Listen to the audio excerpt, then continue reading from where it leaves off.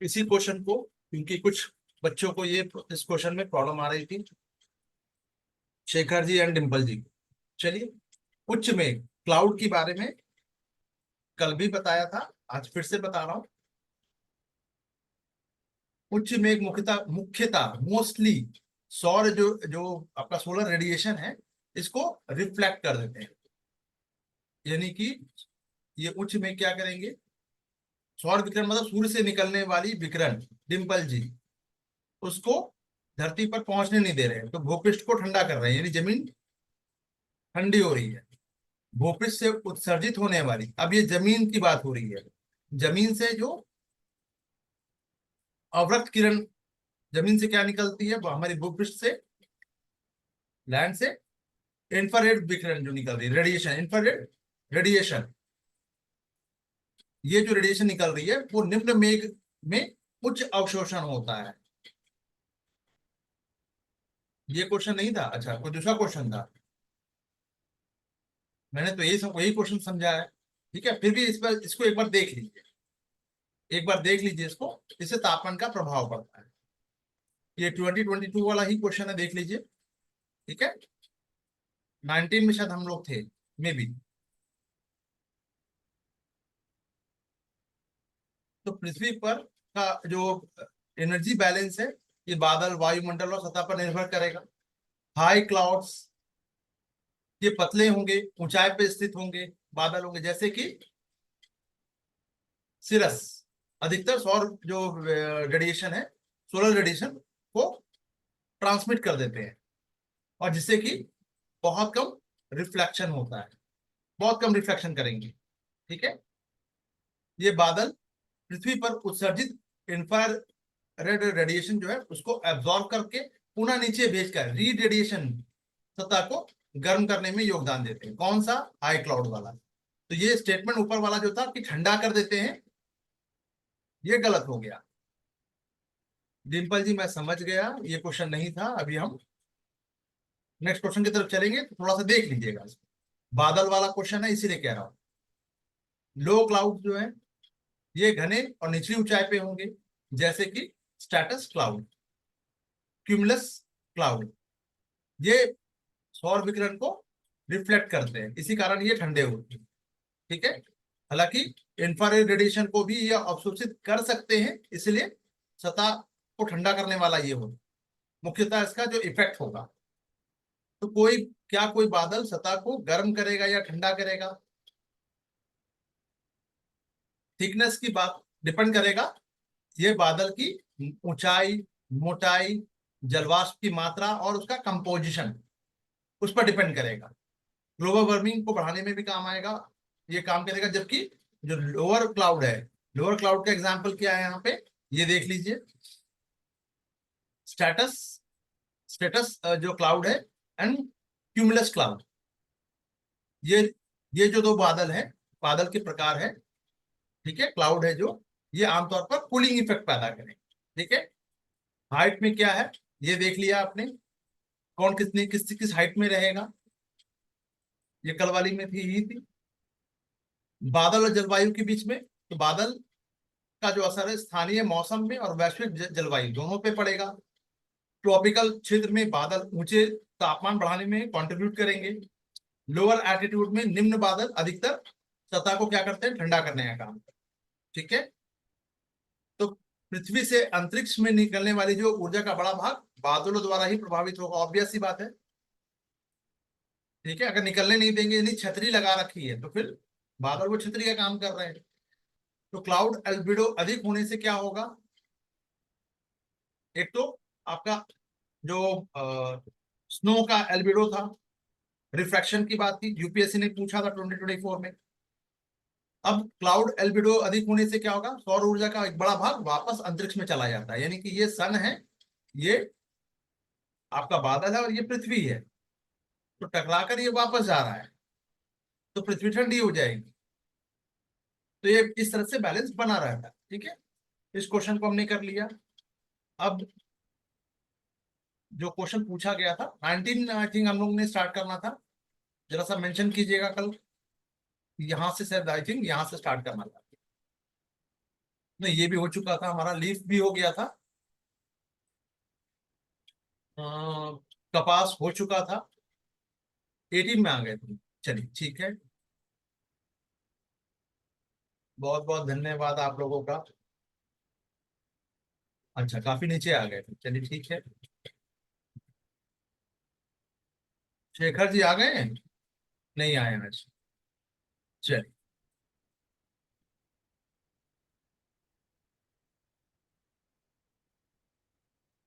19 and 18। Sunday को test है। मयंक जी, कोशिश कीजिएगा टेस्ट देने की। बेसिक्स है भाई, इतना हाय तो मचाने की जरूरत नहीं है। पंढरपुर वाला तो ये हम्पी हो चुका था कल। मोहम्मद सागर हो चुका। अच्छा, 18 की आपने बात की, ये है 18 यहाँ से। ठीक है, यहाँ से स्टार्ट होना था। चलिए। गर्मी काफी पड़ रही है ना।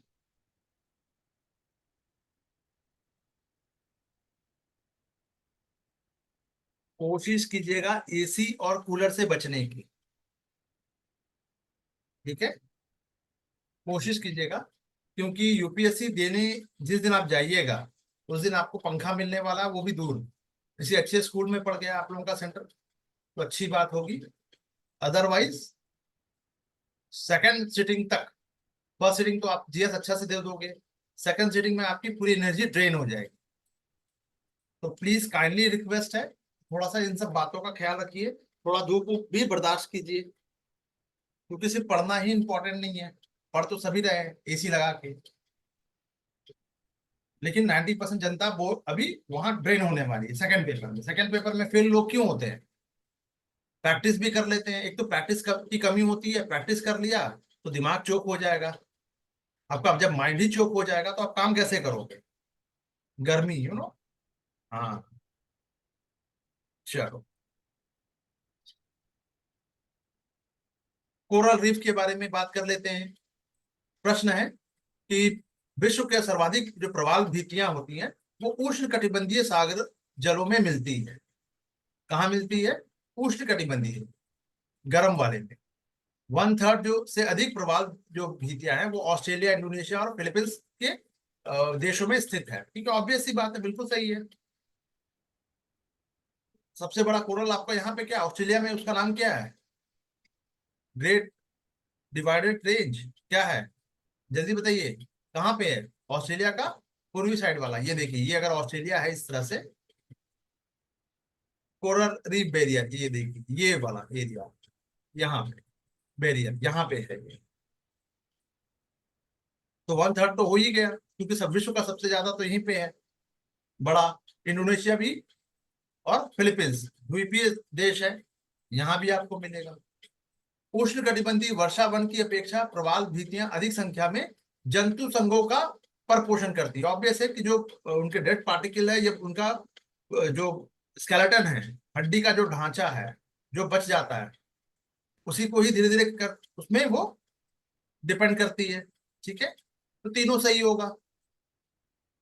अब इसको थोड़ा और डिटेल में जानना है, ये डिटेल सारा आपको यहाँ मिल जाएगा। लेकिन इसके बाद भी अगर आपको लगता है कि नहीं, सीक्वेंस वाइज नहीं है, एक जैसे कोरल रीफ के बारे में जानना है, तो आप उसके लिए क्या कर सकते हैं? मैंने जो आप लोगों को नोट्स प्रोवाइड किया है एनसीईआरटी का, खुद का बनाया हुआ, आप वहां जा सकते हैं, देख सकते हैं। ठीक है, चलो। विश्व की अधिकांश जो प्रवाल भित्तियां हैं, उष्ण कटिबंधीय और उपोष्ण कटिबंधीय क्षेत्रों में, यानी 30 डिग्री उत्तर और 30 डिग्री, ये देखो, ये 0 डिग्री है, ये 30 डिग्री नॉर्थ, ये 30 डिग्री साउथ, इनके बीच में ही पाई जाएगी अधिकांश। मोस्टली, मोस्टली ध्यान शब्द पे ध्यान देना, यहीं पे आप लोग मिस करते हो। अगर मैं यहाँ पे लिख दूं केवल, मयंक जी, क्या हो जाएगा? गलत। क्यों? क्योंकि ब्रिटेन में भी, या थोड़ा स्कैंडिनेवियन कंट्री में भी कोरल तो हर जगह मिलेगी, बट थोड़ी बहुत मिलेगी, है ना। तो ये मुख्यतः पैसिफिक ओशन, हिंद महासागर और कैरिबियन सागर में पाई जाएगी। इंडोनेशिया, फिलीपींस और ऑस्ट्रेलिया में सबसे, दुनिया की सबसे बड़ी कोरल रीफ है। डेंस वाली वाला ये एरिया है, बिल्कुल सही बात। ठीक है, ग्रेट बैरियर रीफ बता ही चुका हूं। तो यहीं पे ये पाई जाती है तीनों क्षेत्रों में। ठीक है, प्रवाल भित्तियों के बारे में और बात कर ले तो ये वर्षा वनों की तुलना में, प्रवाल भित्तियां में उष्ण कटिबंधीय वर्षा वन की तुलना में अधिक संख्या में, वर्षा वनों की तुलना में यहाँ पे, जैसे ये जो पॉइंट दिया है, प्रवाल भित्तियां कहीं अधिक संख्या में जंतु संघों का पर पोषण करती है, जंतु संघों। ठीक है, तो ये प्राणु समूह पाया जाएगा, ऑब्वियस है कि इसका स्केलेटन ही पाया जाएगा। वैज्ञानिकों का अनुमान है। अब कोरल की डेथ क्यों होती है ये सब मैंने बता रखा है। अब यहीं से क्वेश्चन आएगा, आपका ऑफिसर पढ़ाया नहीं, पढ़ाया हर चीज है नोट्स में। जो मेरा पीपीटी है आप वहां भी जाके देख सकते हो। ऐसे आप पीपीटी ही देखोगे ज्यादा बेटर रहेगा। ठीक है, एक पीपीटी दिया है, एक एनसीईआरटी दे रखा है, पीपीटी का पीडीएफ फॉर्म दे रखा है। चलिए, तो प्रवाल भित्तियां 25,000 से अधिक जो प्रजातियां निवास करती है वहां पे, और उष्ण कटिबंधीय वर्षा वनों की तुलना में ये 4 गुना से ज्यादा है। ठीक है, तो प्रवाल भित्तियां पानी के नीचे वर्षा वन के रूप में जानी जाती है। पानी के नीचे रहेगी, बट छिछली रहेगी, बहुत गहरे में नहीं रहेगी, कम गहराई में रहेगी ना। चलिए, तो प्रवाल भित्तियां जो है पानी के नीचे का इकोसिस्टम है, पानी के नीचे का। और ये कोरल्स जो है पॉपिल्स द्वारा निर्मित होती है। कौन बनाता है? पॉपिल्स। ठीक है, जैव विविधता, बायोडायवर्सिटी का ये इंपॉर्टेंट सेंटर होगा, और कई समुद्री प्रजातियों का ये निवास स्थान भी होगा। उष्ण कटिबंधीय और उपोष्ण दोनों क्षेत्रों में मिलेगा। प्रश्न था यहाँ पे, एक बार फिर से देख लीजिएगा, विश्व की सर्वाधिक प्रवाल भित्तियां उष्ण कटिबंधीय सागर जलों में, उष्ण कटिबंधीय बेल्ट नहीं कहा गया है इसने, सागर जल की बात हुई। तो 30 to 30 नॉट दोनों जगह मिल जाएगा आपको। ठीक है, नेक्स्ट क्वेश्चन की तरफ चलते हैं। निम्नलिखित में से कथनों पर विचार करना है। ठीक है, करते हैं विचार। गैर कोयला खदान की नीलामी का अधिकार भारत में राज्य सरकारों को नीलामी का अधिकार नहीं है या नहीं है? कल हमने क्या पढ़ा था? देखिए, क्वेश्चन फिर से रिपीट हो गया। मयंक जी, कल ही मैंने खदान के बारे में डिटेल में बताया है, आज फिर से रिपीट है 18 में। ये दिख रहा है आपको? हाँ, आंध्र प्रदेश और झारखंड में सोने की खान नहीं है, स्वर्ण रेखा नदी है भैया। ठीक है, चलिए, जिसके किनारे जमशेदपुर बसा है, उसका नाम ही यही है। स्वर्ण रेखा क्यों कहा गया? स्वर्ण रेखा की सोना, उसके बालू के कणों से छानने पर आपको सोने के कण प्राप्त होंगे। ये बड़ा अब जो क्या कहते हैं, बुरादे मिलेंगे आपको गोल्ड का, है ना। चलो, वंस अपॉन अ टाइम, अभी भी लोग अभी ये काम करते हैं, कहीं नहीं करते हैं, वट जो भी है। चलिए, तो खनिज वाला मिनरल जो है, इसमें संशोधन किया गया था 2015 में। उस अधिनियम के अनुसार राज्य सरकार को गैर कोयला खदानों की नीलामी करने का अधिकार दिया गया है। अब ध्यान दीजिएगा, गैर कोयला खदान, जो कोयला खदान नहीं है, यानी कोयला खदान का अलॉटमेंट कौन करेगा? मयंक जी जल्दी कमेंट करके बताओ। मयंक जी, गुलाबशाह जी, डिम्पल जी, ज्योति जी, विशु पांडे, जल्दी बताओ यार। सेंट्रल गवर्नमेंट, बिल्कुल। ठीक है, तो केंद्र सरकार केवल नीलामी की प्रक्रिया, नियम और शर्तें तय करेंगी। ठीक है, ये इसके लिए बोल रहा है, गैर कोयला खदानों की नीलामी करने का अधिकार। कंफ्यूज मत होइएगा, मैं फिर से बता दे रहा हूं। चार्ट ऊपर फॉर्म में, चार्ट फॉर्म में भी दे दिया गया है। जो भी गौण है, गौण खदान जो है, गौण खदान, ठीक है, ये आपका, हाँ, चलिए, तो गौण खदान का नीलामी का अधिकार किसके पास है? राज्य सरकार के पास। लेकिन अगर मुख्य, जैसे कोयला है, लोहा है, अभ्रक है, मैग्नीज है, तो इन सब का नीलामी का अधिकार किसके पास है? सेंट्रल गवर्नमेंट के पास। ठीक है, तो केंद्र सरकार, अच्छा, ये तो नीलामी करने का अधिकार दिया गया, लेकिन नीलामी का प्रोसेस क्या होगा? नीलामी की शर्तें क्या तय, ये तय करने का काम किसका होगा, ये केंद्र सरकार का। यानी गौन में भी नीलामी की प्रक्रिया हो के लिए जो नियम बनाए जाएंगे या शर्तें तय होंगी, ये सब केंद्र सरकार करेगी। भले नीलामी का अधिकार दिया गया है राज्य सरकार को गौण के लिए। ठीक है, चलिए। तो सोने का प्रमुख भंडार झारखंड, कर्नाटक, राजस्थान, देखिए हर जगह तो है ही यहाँ पे, है ना? सोने के भंडार कोडरमा, देखिए अब कोडरमा बेसिकली क्या है, धनबाद के थोड़ा पास में है कोयला खदान। यहाँ से आपको अभ्रक मिलेगा, लेकिन माइका जिसको कहते हैं, ठीक है, और राजमहल के का क्षेत्र। तो यहाँ पे सोने का भंडार अभ्रक के खानों के साथ ही अटैच होता है। मतलब अभ्रक जब आप उसको, जो उसकी शीट है, जब उसका खनन कीजिएगा बड़े बड़े पीसेस में, तो आपको देखने को मिलेगा उसमें सोने के कण बुरादे भी मिलेंगे। ठीक है, चलिए। आंध्र प्रदेश का रामगिरी पालकुंड क्षेत्र जो है, ये भी सोने के अयस्क, गोल्डन ओर के लिए जाना जाता है।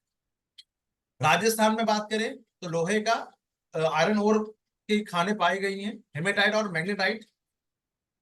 ये राजस्थान के अलावा भारत के अन्य क्षेत्रों में भी है, राजस्थान में, मध्य प्रदेश में, महाराष्ट्र में भी है। ठीक है, राजस्थान में लो अयस्क का जो मुख्य एरिया है वो है आपका उदयपुर, भीलवाड़ा और जयपुर। उदयपुर झीलों का शहर, Udaipur, Jaipur pink city, Udaipur blue city, नहीं वो दूसरा है, सॉरी। ठीक है, खनिज और खदानों का जो डिस्ट्रीब्यूशन है ये देख लीजिए, रिपीट है, देख लीजिए।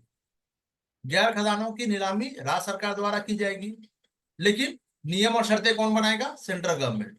सोने की खान ये सब हो गया, चलो ठीक है। कृत्रिम झील, कृत्रिम झील मैनमेड हो गया, कौन सा है, तो ये मैनमेड कौन सा है, कोडई कनाल, कहाँ पे है, तमिलनाडु। तो इसमें water storage, irrigation, hydro electricity और पर्यटन के लिए, उद्देश्य के लिए इसको बनाया गया है, कोडई कनाल। ठीक है, कोलेरू, नैनीताल, रेणुका झील कहाँ कहाँ पे है ये सब भी देख लीजिए, रट लीजिएगा, ये भी सही है, लेकिन कृत्रिम नहीं है, प्राकृतिक है। ठीक है, मदुरई के एक कलेक्टर थे हेनरी लेविंज, इन्होंने अंग्रेजों के जमाने का है, स्टार की आकृति है। ठीक है, ये प्राकृतिक झील है, कृष्णा और आंध्रा के बीच में ये, और गोदावरी डेल्टा के बीच में स्थित है। भारत की सबसे बड़े मीठे पानी की झील में से एक है। नैनीताल, नैना देवी प्राकृतिक झील, त्रिऋषि सरोवर के रूप में भी इसको जाना जाता है। रेणुका झील प्राकृतिक झील, हिमाचल की सबसे बड़ी झील।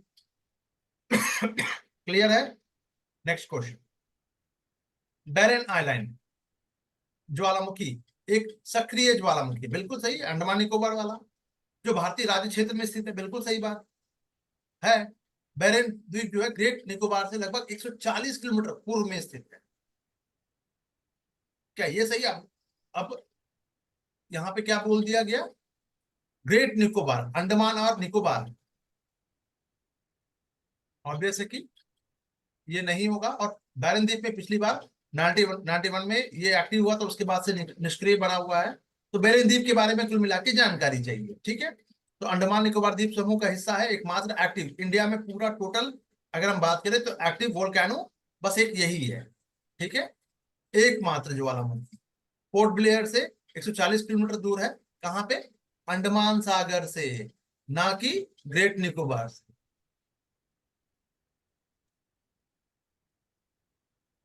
ध्यान दीजिएगा, यूपीएससी आपने, आप संख्या बल पे चले गए, नंबर्स पे चले गए, यूपीएससी ने नंबर को एज इट इज रखा है। अब 150 भी अगर कर दे तो कोई दिक्कत नहीं है। ठीक है, फटा था लेकिन ये निष्क्रिय नहीं हुआ है।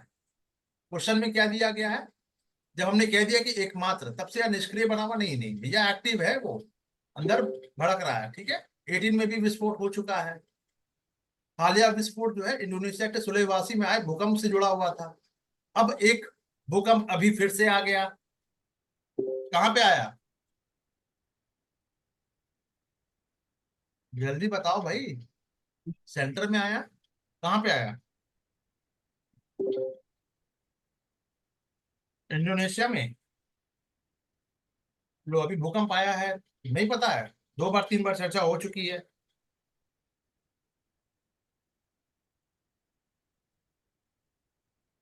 2007 की बात बता रहा हूँ। ठीक है, साथ में मेरा यूपीएससी का ये था, और मुझे लग रहा था कि मेरा हो नहीं पाएगा, क्योंकि मैंने बहुत कम पढ़ाई की थी। मैंने कहा चलो फिर भी मेरा नहीं होगा तो किसका होगा, मैं ये सोच के चल रहा था। बट एक वक्त ऐसा भी आया था, रात में पढ़ते वक्त, कि मुझे लगा कि हे ईश्वर, भूकंप आ जाए और उस दिन यूपीएससी छोटे बच्चे की तरह मैं करने लगा, कि भूकंप आ जाए और एग्जामिनेशन पोस्टपोन हो जाए। ऐसा आप लोगों के मन में भी आता होगा, है ना? कुछ हो जाए थोड़ा, और कुछ दिन मिल जाए, कुछ हफ्ता, 15-20 दिन, 1 महीना मिल जाए, नवंबर में हो जाए, ऐसा कुछ आता तो होगा। चलिए, इकलौता यूपीएससी ही है जो 1 साल पहले बताता है कि एग्जाम कब लेगा, तैयार हो जाएंगे, तो इसीलिए नो एक बार। चलिए, निम्नलिखित में से कौन सा मानव क्रियाकलापों के कारण बहुत अधिक तेजी से स्क्वीज हो गया है, संकुचित हो गया है, छोटा भी हो गया है और सूख भी गया है? कौन सा सागर? अरल सागर जो है, रशिया वाला। ठीक है, काला सागर और बेकॉल झील। तो अब आपको क्या करना है, सबसे पहला जो है काम करना है आपको, वो आपका है कि भाई इन तीनों का जो बॉर्डर स्टेट है, अब तक मैं मान के चल रहा हूँ कि सबको याद हो गया होगा, हनुमान चालीसा टाइप, यानी कंठस्थ। इसमें नो इफ बट, ये मैंने पहले ही बता रखा है। निमोनिक से कीजिए, नहीं आता तो मुझसे पूछिए, लेकिन कर कर जाइए। मेरे हैंड से अगर कोई कमी हो रही है तो बताइए। और सागर, चलिए।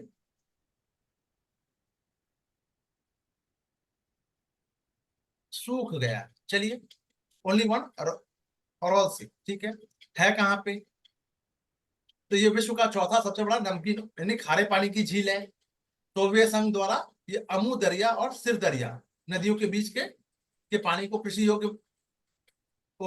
उपयोग के लिए मोड़ने के लिए इसके कारण इसका सिकुड़ना शुरू हो गया, यानी कि जो नदी इस अरब सागर में जा रही थी, दोनों नदी को मोड़ दिया गया, तो इसमें पानी ही जाना बंद हो गया। बात खत्म। 75% सूख चुका है। अब इसी तरह से एक और झील है, गेराडा, गारेडा, क्या नाम था इटली वाला, कुछ याद आया गुलाब शर्मी जी? ग्राडा, इटली वाला, वो भी सूख गया है। Garda, Dimple and gulab shahi, very good. तो अब 2 साल हो गया इस बात को मुझे इटली वाला बताए हुए, आई थिंक, या 1 साल हो चुका है। अब पूछेगा यूपीएससी, अब आप कहोगे सर 2 साल पुराना पूछ लिया भाई, कब का दशक से देखो सूख रहा है। ठीक है, चलो। आपको क्या करना है, काला सागर, ये आंतरिक, ये इंटरनल सी है, मानवीय एक्टिविटी के कारण प्रभावित नहीं हुआ है। काला सागर का बॉर्डर एरिया देख लीजिएगा, बता रखा है ऊपर में, देख लीजिएगा।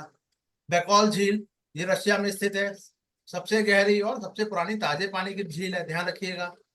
ठीक है, सामना तो कर रही पर सिकुड़ी सूखी नहीं है। बैकॉल झील का एरिया रशिया में ही, तो रशिया हो गया। ठीक है, चलिए।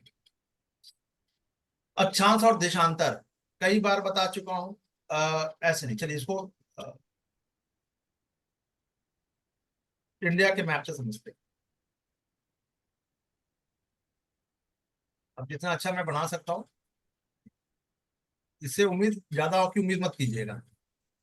ठीक है, चलिए। अक्षांश, ये देशांतर हो गया और ये अक्षांश हो गया। ये लाइन बेसिकली ऐसे बन रही है, जो इलाहाबाद मिर्जापुर के पास से कर्क रेखा और अक्षांश दोनों कट जो होता है वो यहाँ होता है। ठीक है, इसकी जो पिक्चर है एनसीईआरटी वाली मैंने आप लोगों को शेयर की है। अब मुझे कमेंट करके बताइएगा मयंक एंड मोहित, अरे वाह, दोनों के नाम एम से है भाई, ये तो मुझे आज मालूम चला। Very good. तो अब देशांतर में स्थित दिल्ली जो है, कौन सा शहर दिल्ली के समीप देशांतर पर स्थित है, यानी जहां यहाँ पे दिल्ली होगी, ठीक है, तो एक इसी देशांतर पे और कौन सा शहर हो सकता है, शहर। तो क्या ये हैदराबाद हो सकता है? हैदराबाद तो आंध्र प्रदेश वाला इधर हो गया यार, नागपुर इधर हो गया यार, पुणे इधर हो गया यार, क्या बच रहा है? देखो जरा ढूंढो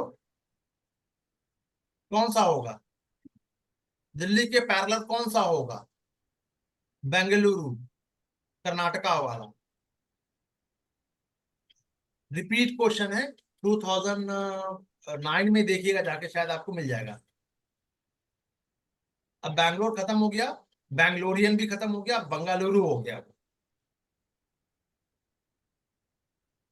कैंपेगोंडा उनका एयरपोर्ट का नाम हो गया, ठीक है। चलिए, सिलिकॉन वैली इंडिया का है ना।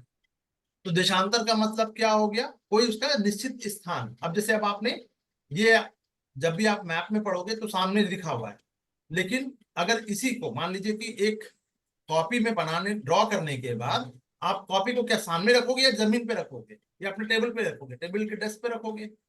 अब देखो तो इंडिया का जो दोनों देशांतर है वो यही आपको मिलेगा, ठीक है।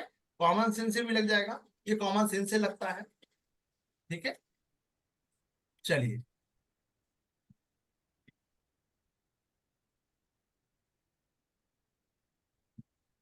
कैटालोनिया, ठीक है, देश और उसमें उल्लिखित जो है वो देख लेते कौन कौन सा कंट्री मिला हुआ है।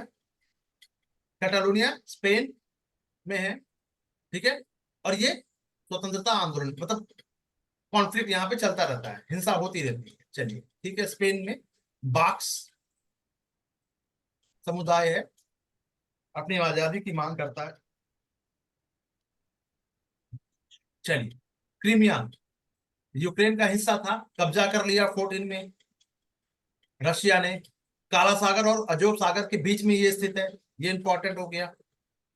मिंडाओ, मिंडा नाओ, ये फिलीपींस में है, ये दूसरा सबसे बड़ा द्वीप है, ठीक है।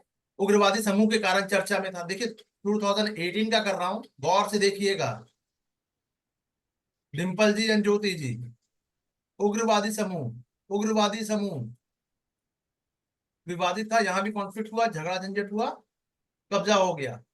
कॉन्फ्लिक्ट वाला जोन पूछ रहा है यूपीएससी, 18 में भी पूछा है, 24 में भी पूछ रहा है। ओरोमिया इथियोपिया का एक क्षेत्रीय राज्य है, ठीक है। ये पूर्वी अफ्रीका में स्थित है, इथियोपिया, हंगर बता चुका हूं मैं, रिपीट है ये भी।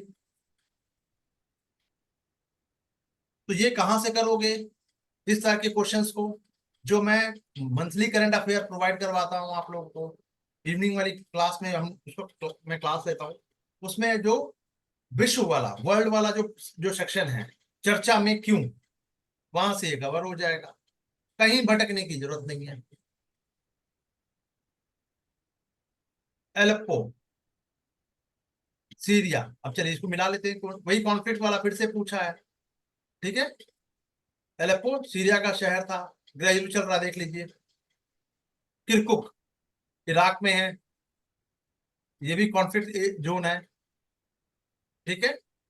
मोसुल ये भी इराक में है, ठीक है, कब्जा कर लिया था आईएसआईएस ने। मजार शरीफ ये अफगानिस्तान में है। ब्लू मॉस्क है वहां, मस्क नहीं मॉस्क होगा, ठीक है। नीली मस्जिद,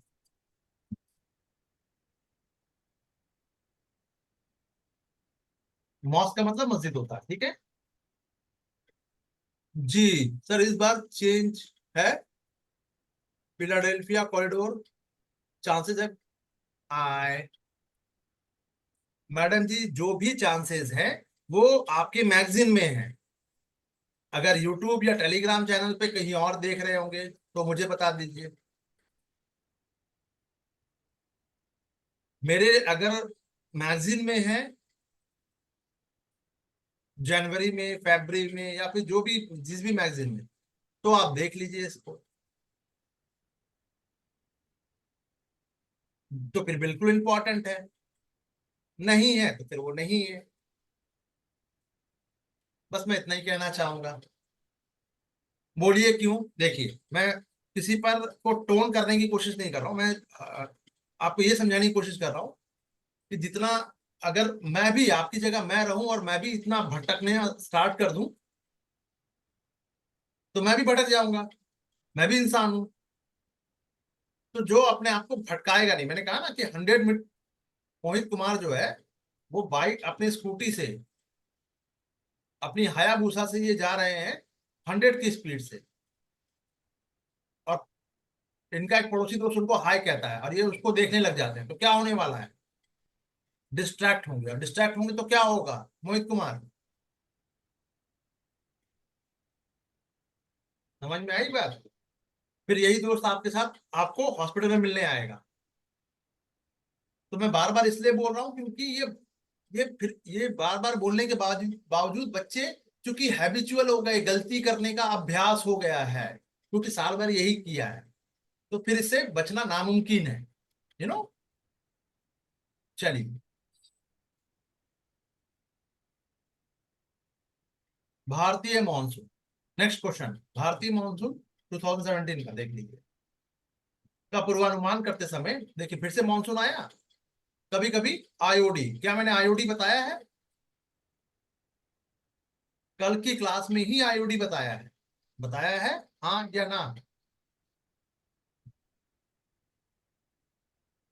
बताया है, क्वेश्चन बन जाएगा।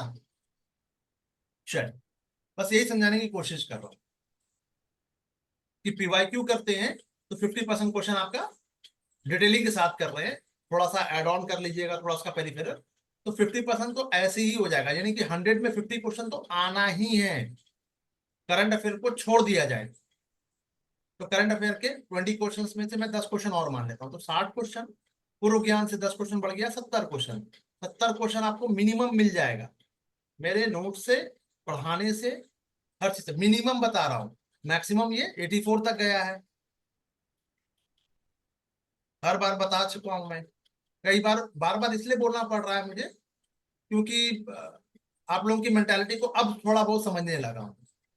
पहले मैं आंख मूंद कर मैं बच्चों पर विश्वास कर लेता था कि भैया मैं जितना दे रहा हूँ उसी पर ही वो डिपेंडेंट होंगे, पढ़ेंगे बहुत अच्छे से, बट ऐसा नहीं है। चलिए, आईओडी, आईओडी क्या है भाई, आईओडी परिघटना जो है एक की विशेषता क्या है, उष्ण कटिबंधीय है, पश्चिमी हिंद महासागर, कहाँ, पश्चिमी हिंद महासागर और उष्ण कटिबंधीय पूर्वी प्रशांत महासागर के बीच के समुद्र के सतह का तापमान में अंतर है। अब जब ऐसे पूछा जा रहा है, सकारात्मक हो या नकारात्मक हो, अब जैसे कि टेम्परेचर का अंतर पूछ रहा है, तो क्या ये लोकेशन सेम होना चाहिए, ये जो बताया है, यानी ये है इंडिया का ये वाला एरिया, और पैसिफिक ओशन तो यहां से स्टार्ट होगा और वो अमेरिका तक ऐसे करके जाएगा, इन दोनों के बीच का अंतर है, पहली चीज। और आयोडी की घटना मानसून पर अल नीनो के प्रभाव को प्रभावित कर सकती है, कर सकती है, बिल्कुल यार, हमें तो पता ही नहीं है ना, अभी तो मानसून को क्या क्या चीजें प्रभावित कर रही है हमें भी नहीं पता, बट अल नीनो का नाम आया है तो बिल्कुल ठीक। अगर ला नीना आ गया तो क्या होगा, 5 साल 7 साल मानसून ही नहीं आएगा फिर। चलिए, तो आईओडी क्या है, ये हिंद महासागर के नकारात्मक सकारात्मक चरण भी कहा जाता है, उष्ण कटिबंधीय क्षेत्र में समुद्र के तापमान का मिलने को, ये जो वहां पे जाके मिल जाएगा, बिल्कुल सही बात है। पूर्वी हिंद महासागर, अब देखो, अभी मैंने ड्रॉ किया है, पश्चिम बोल रहा है और पैसिफिक यहाँ पे है आपका, तो ये यहाँ होना चाहिए, इसने दिया क्या है, पश्चिमी हिंद महासागर, होना क्या चाहिए, पूर्वी हिंद सागर, हिंद महासागर, ये पूरा है ना, हिंद महासागर, ठीक है। तो पैसिफिक ओशन, इसका भी फोटो मैंने लगा रखा है, एक बार जाके देखने की जहमत उठाइए, ठीक है। तो ये मिल गया आपको, बात खत्म। तो दोनों क्षेत्र मिलेंगे, ठीक है। तो इंडोनेशिया के पास और पश्चिमी हिंद महासागर, अरब सागर के पास। तो कथन गलत क्यों है? क्योंकि पूर्व और पश्चिम की सतह में तापमान के अंतर है, ना कि पूर्वी प्रशांत महासागर से। तो पूर्वी महासागर ये कहाँ गया? पूर्वी। ये पश्चिमी है, और ये पूर्वी, ये आपका पैसिफिक ओशन। तो ये यहां नहीं होगा, आइदर ये दोनों यहां हो जाए या फिर दोनों यहां हो जाए, ये यहां यहां हो जाए, या फिर ये और यहाँ। पैसिफिक ओशन यहाँ भी तो है, अमेरिका के पास वाला एरिया, क्योंकि पृथ्वी गोल है। ये देखिए, ये है प्रशांत महासागर, ऐसे यहाँ अमेरिका हो जाएगा, और यहाँ पे आपका इंडिया से पहले इंडोनेशिया वाला जो द्वीप है यहाँ तक हो जाएगा, ठीक है। तो पूर्वी प्रशांत महासागर का संबंध जो है एल नीनो या ला नीना परिघटनाओं से होता है, बिल्कुल सही बात। आयोडी की जो घटना है मानसून अल नीनो के प्रभाव को प्रभावित कर सकती है, बिल्कुल कर सकती है यार। पश्चिमी हिंद महासागर और पूर्वी हिंद महासागर बेहतर बनाने में मदद करता है। ये सकारात्मक हो गया। नकारात्मक में क्या है? यही दोनों जो है मानसून को कमजोर भी करता है, बेहतर भी बनाता है कभी, और कभी कमजोर भी करता है, दोनों चीजें हैं। तो अल नीनो का जो नेगेटिव इफेक्ट है वो क्या है? मानसून कम हो जाएगा। क्लियर? चलिए एक और प्रश्न देखिए। भारत में एक जगह पर यदि आप समुद्र पर, समुद्र किनारे खड़े होकर समुद्र को देखें, गोवा में खड़े हो गए और समुद्र की तरफ देख रहे हैं, ना कि बीच की तरफ। मोहित कुमार, मोहित कुमार तो बीच की तरफ ही देखेगा, बट देखना कहाँ है? समुद्र की तरफ। तो आप पाएंगे कि समुद्र का जो पानी है तट रेखा के कुछ किलोमीटर पीछे चला जाता है, यानी पहले आगे आएगा और फिर वापस चला जाएगा, फिर आगे आगे आएगा और फिर वापस चला जाएगा। यहीं पे आपको लगा दिया जाता है। कहाँ क्या लगाया जाता है? ज्वारीय वाला जो है, ठीक है। तो दिन में 2 बार वापस किनारे पे आ जाता है। जब पानी पीछे हट जाता है तो समुद्र तल पर चल भी सकते हैं। ये अनोखी घटना कहाँ देखी जाती है? चांदीपुर उड़ीसा के पास, लुक्का छिपी है ना, 5 किलोमीटर तक पीछे तक हट जाता है, और दिन में 2 बार होगा, ठीक है। क्योंकि समुद्र का अनोखा व्यवहार कहीं और देखने को नहीं मिलता। तो ये बेसिकली ये अनोखी घटना क्यों होती है? ज्वार भाटा के कारण, हाई टाइड वगैरह के कारण समुद्र का पानी तट से दूर हट जाता है, फिर वापस लौटता है। तो समुद्र तल दिखाई देगा तो फिर आप पर्यटक वहां पे चल सकते हैं। फिर सायरन बजेगा कि चलो भैया अब हटो जल्दी से, टाइम हो गया वापस आने का उसका पानी का, तो जल्दी से पर्यटकों को हटा दिया जाता है वहां से। डीआरडीओ का ये टेस्ट रेंज भी है, integrated Chandipur. Missile, ballistic missile का परीक्षण होता है यहाँ पे, है ना। गुजरात का भावनगर, ये कहाँ पे स्थित है? यहाँ ये भी कोस्टल एरिया, बट वहां देखा नहीं जाता, नमक बनाने के लिए है। भीमू, ये आंध्र प्रदेश का कोस्टल एरिया है। नागपट्टनम तमिलनाडु का कोस्टल क्षेत्र है। ये सुनामी से ज्यादा इफेक्टेड था, ठीक है। तीस्ता नदी, अब देखो ये फिर से गंगा नदी नहीं पूछ रहा है, ब्रह्मपुत्रा नहीं पूछ रहा है, ये पूछ क्या रहा है? तीस्ता नदी, वेरी गुड। तीस्ता यानी नॉर्थ ईस्ट वाला, ब्रह्मपुत्रा की सहायक नदी, ऐसे याद कर लो यार, ठीक है। तो ये तीस्ता नदी का स्रोत जो है ब्रह्मपुत्र नदी के ही समान है, लेकिन यह सिक्किम से होकर बहती है। अब सिक्किम में तीस्ता नदी बहती है कि नहीं, पहले ये देखना पड़ेगा। तो उसका, किसी भी नदी का आपको मोटी मोटी हर जगह, मतलब कोई शहर बसा हो, प्रोमिनेंट शहर किसी नदी के किनारे, तो वो देख लो आप, ठीक है। दूसरा क्या देख सकते हो? उसका कोई भी नदी का ओरिजिनल सोर्स क्या है, कहाँ से निकल रही है, किस राज्य से होके बह रही है, और किस नदी में, मेजर जो रिवर है उसमें उसकी ट्रिब्यूटरीज यानी मिल गई। रंगीत नदी सिक्किम से निकलती है और तीस्ता नदी की सहायक है, यानी तीस्ता नदी में रंगीत नदी मिलती है। Very good.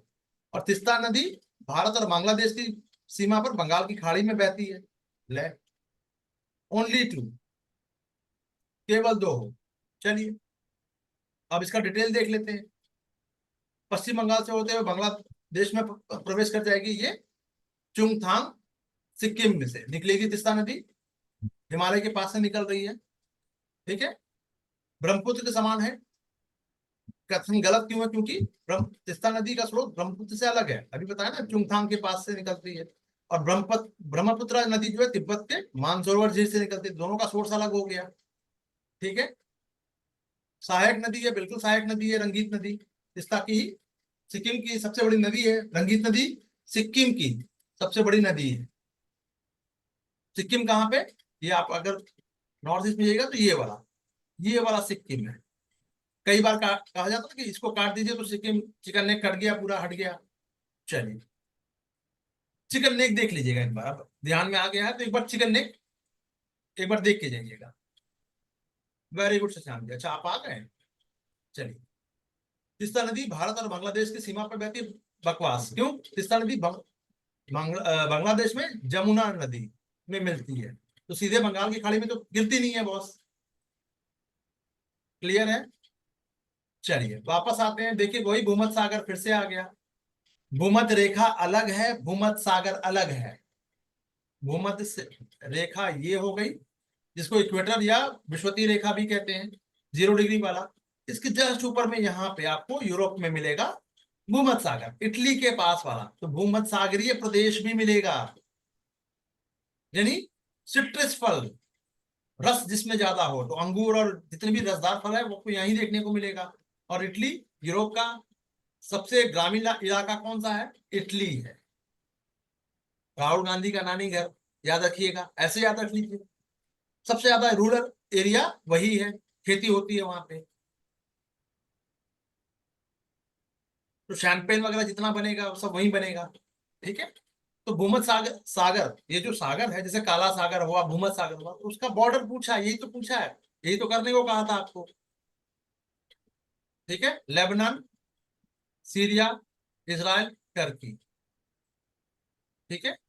तो ये उत्तर में अफ्रीका से, दक्षिण में यूरोप से, और पश्चिम एशिया में स्थित है भूमध्य। ये तीनों से, 3 महाद्वीप से घिरा हुआ है, ऐसे करके। देशों की बात करें जिनकी जो बॉर्डर शेयर करते हैं, वो लेबनान है, सीरिया है, इजराइल है, टर्की, ठीक है। चलिए, ये तो पढ़ ही लीजिएगा आप। चलिए मैं करा ही देता हूँ, नहीं तो फिर आप लोग पता नहीं क्या कीजिएगा। इसराइल और सऊदी अरब, ये जो देश है, जॉर्डन यहाँ पूछा गया, तो क्या जॉर्डन है? तो ये गलत है, ठीक है। चलिए, सटा हुआ नहीं है। संपर्क अगर हम बात करें, पारस की खाड़ी से है, इराक का, ये याद रखिएगा, इराक का। लेबनान की बात करें तो ये इसकी सीमा लगती है, ऑब्वियस, अभी हमने ऊपर देख लिया है। सीरिया की, तो ये भी भूमध्य सागर क्षेत्र से लगती है इसकी सीमा। जॉर्डन, इराक भूमध्य सागर में स्थित नहीं है, बट ये दोनों हैं, कोस्टल एरिया देश है ये, कोस्टल पूरा है ना। चलिए, अंडमान निकोबार अभी पढ़ा था कुछ देर पहले, बैरन द्वीप अभी पढ़ा था पहले, ठीक है। तो ग्रेट निकोबार से सबसे निकट कौन सा? तो इंडोनेशिया सबसे निकट है बॉस, ये देखिए, ये अंडमान निकोबार हो गया। और बगल में आपका, मतलब ये यहां से यहां अगर आपको जाना है तो बहुत दूर है, लगभग 150 किलोमीटर दूर हो गया। और यहाँ से ये 30-40 किलोमीटर दूर है, इंडोनेशिया का द्वीप है। तो कौन सा द्वीप है ये? सुमात्रा। एक ऐसा द्वीप ये है बोर्नियो, जो बोर्नियो द्वीप है, जिसमें 3 देश आते हैं। डिम्पल जी, ज्योति जी, गुलाब शाह जी, जल्दी से बताइए तो, तीनों आप लोगों ने पीसीएस अच्छे से पढ़ रखा है, जल्दी बताइए कौन कौन से देश आते हैं वो 3 देश।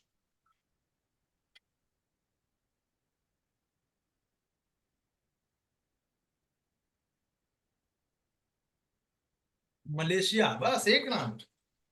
अरे बहुत नाइंसाफी है, एक ही पता है, पता क्या होता है, क्यों नहीं पता है? चलिए, ग्रेट निकोबार, निकोबार से का बड़ा और भारत का सबसे बड़ा और दक्षिणी द्वीप समूह है, द्वीप है, सॉरी, हिंद महासागर में स्थित है। और इसके निकट में जो है सुमात्रा द्वीप है, ठीक है। सुमात्रा जो है ग्रेट निकोबार से लगभग अच्छा, मैंने 34 किलोमीटर बता दिया था, बट ये थोड़ा सा पास में है, सॉरी थोड़ा दूर है, 1000 किलोमीटर दूर हो गया, ठीक है। बोर्नियो सुमात्रा से पूर्व में स्थित है। पूर्व का मतलब क्या है, ये सुमात्रा हुआ तो बोर्नियो यहाँ पे आएगा। ठीक है, तो ये और दूर हो गया, अगर ये निकोबार है तो और दूर हो गया मेरा। ठीक है, जावा इंडोनेशिया का एक और द्वीप है, सुमात्रा के दक्षिण पूर्व में। ये सुमात्रा है, इसका दक्षिण और पूर्व में यहाँ पे स्थित है ये। तो ये ग्रेट निकोबार से और दूर हो गया, 817 हो गया ना, और ज्यादा हो गया। बोर्नियो तो और भी दूर हो गया, तो ये आपका जावा बीच में पड़ेगा, ये जावा हो जाएगा, ये बोर्नियो आ जाएगा। श्रीलंका आपका यहाँ पे है, ये बॉक्स स्टेट इसको अलग करेगा।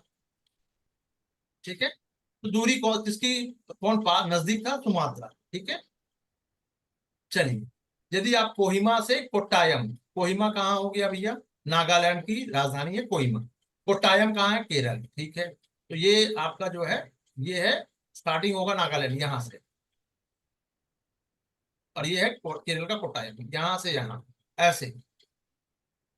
आप सड़क मार्ग से यात्रा कर रहे हैं तो 7 राज्यों से होकर गुजरना पड़ेगा। तो भारत की उन राज्यों की न्यूनतम जनसंख्या कितनी, तो भारत में उन राज्यों की न्यूनतम संख्या कितनी है जिससे होकर आप यात्रा करेंगे, यानी कि अगर आप देखिए कितना इजी क्वेश्चन पूछा है, दिमाग वाला है उनका।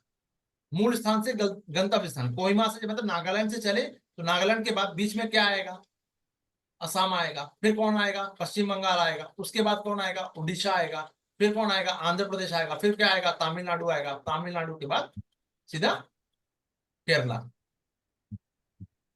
पहुंच गए। अब मैं अब इसी को घुमा के पूछूं, भाई गुजरात के से चले थे और उड़ीसा जाना है, उड़ीसा का भितरकनिका जाना है मुझे, कितने राज्यों को मुझे क्रॉस करके जाना होगा, लोग, या रास्ते में कौन कौन सा जो भौगोलिक क्षेत्र है वो आएगा, ऐसे तो क्वेश्चन बनेगा। ये लोग गुजरात बना दिया, क्या दिक्कत है, ये उड़ीसा हो गया, ये गुजरात का, चलो गुजरात से यहाँ पे है सूरत, सूरत से मैं चला भितरकनिका देखने के लिए, तो कितने राज्यों को मुझे क्रॉस करना पड़ेगा। ये तो बहुत इजी हो गया, जैसे यूपीएससी ने पूछा। अब मैं पूछ लूं थोड़ा ट्विस्ट करने के लिए, यार सतपुड़ा के घने जंगल को पार करना होगा कि नहीं, अरावली देखना रास्ते में पड़ेगा कि नहीं, कौन कौन सा पहाड़ पर्वत नदी मिलेगा, यही तो है। इसकी भी फोटो भेज रखी है, इसकी भी फोटो भेज रखी है मैंने।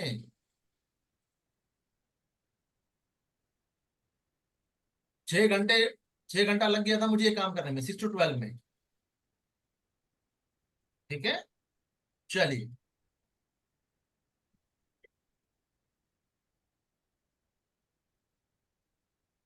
सड़क मार्ग से, हवाई जहाज से उड़ना तो उड़ जाइए कहीं भी, है ना। चलिए नेक्स्ट क्वेश्चन की तरफ चलते हैं। भारत में हिमालय केवल 5 राज्यों में फैला हुआ है, केवल 5 भैया। उत्तराखंड पीसीएस में 10 राज्य थे जिसको विशेष राज्य का दर्जा मिला हुआ, तो 5 कहां से आ गया, कॉमन सेंस। 10 हिमालय राज्य, और अब ये तो 12 राज्यों में भी मान लिया गया है, देख लीजिए नाम के साथ है। जम्मू कश्मीर, हिमाचल 2, उत्तराखंड 3, सिक्किम 4, अरुणाचल प्रदेश 5, मणिपुर 6, मेघालय 7, मिजोरम 8, नागालैंड 9, त्रिपुरा 10, त्रिपुरा भी आ रहा है, और असम 11, और पश्चिम बंगाल 12। ये यार थोड़ा सा मुझे डाउट है कि ये त्रिपुरा क्यों आ रहा है, मुझे थोड़ा सा डाउट है कि त्रिपुरा नहीं आना चाहिए। हाँ, 1 मिनट। जी डिम्पल जी, कर रहा हूँ कर रहा हूँ।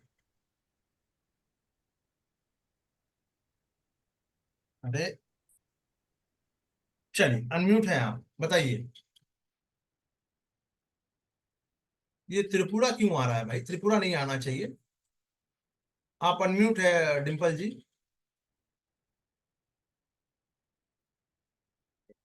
क्योंकि त्रिपुरा जो है वो, ये जो बांग्लादेश है ना, एकदम उसके साथ लगा हुआ है, तीनों तरफ से बांग्लादेश से कटा हुआ है। डिम्पल जी आप अनम्यूट है, आप बोल सकती हैं, बताइए। पूर्वांचल रेंज आती है त्रिपुरा में। हाँ,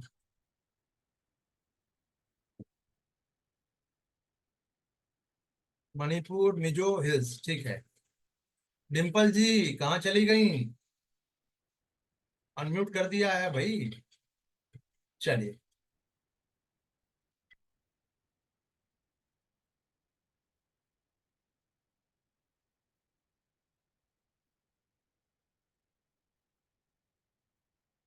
अब म्यूट कर दिया मैंने। अच्छा अच्छा अच्छा अच्छा अच्छा। तो आपने क्या डिमांड की थी भाई?